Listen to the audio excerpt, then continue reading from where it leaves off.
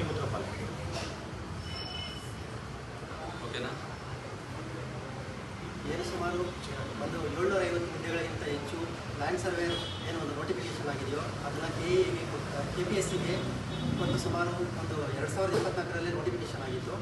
But 2024ರಿಂದ ಮತ್ತೆ ಅದನ್ನೇನಾದರೂ ಮತ್ತೆ ಇನ್ನೊಂದು ನೋಟಿಫಿಕೇಶನ್ ಆಗಿತ್ತು KPSCಯಿಂದ. ಬಟ್ ಯಾವುದೇ ಒಂದು ಎಕ್ಸಾಮ್ಸ್ನ ಅವರು KPSCಯವರು ಆನ್ ಟೈಮ್ ಕಂಡಕ್ಟ್ ಮಾಡಿಲ್ಲ.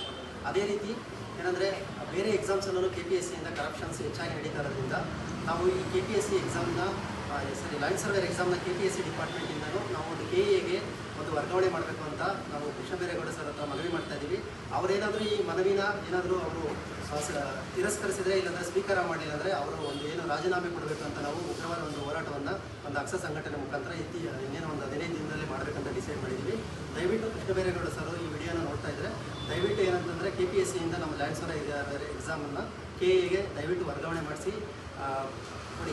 ಎಲ್ಲ ಸ್ಟೂಡೆಂಟ್ಸ್ಗೂ ತುಂಬ ಹೆಲ್ಪ್ಫುಲ್ ಆಗುತ್ತೆ, ಯೂಸ್ಫುಲ್ ಆಗುತ್ತೆ. ಒಂದು ಪ್ರಾಮಾಣಿಕವಾಗಿ ಯಾರು ಸ್ಟಡಿ ಮಾಡ್ತಿದ್ದಾರಲ್ಲ ಅವರಿಗೆ ಏನಾದರೂ ಉದ್ಯೋಗ ಸಿಗುತ್ತೆ. ಅವರು ಏನಾದರೂ ಉತ್ತಮ ಒಂದು ಅಧಿಕಾರಿಗಳಾಗಿ ಒಂದು ಸೇವೆಯನ್ನು ಸಲ್ಲಿಸ್ತಾರೆ. ಧನ್ಯವಾದಗಳು.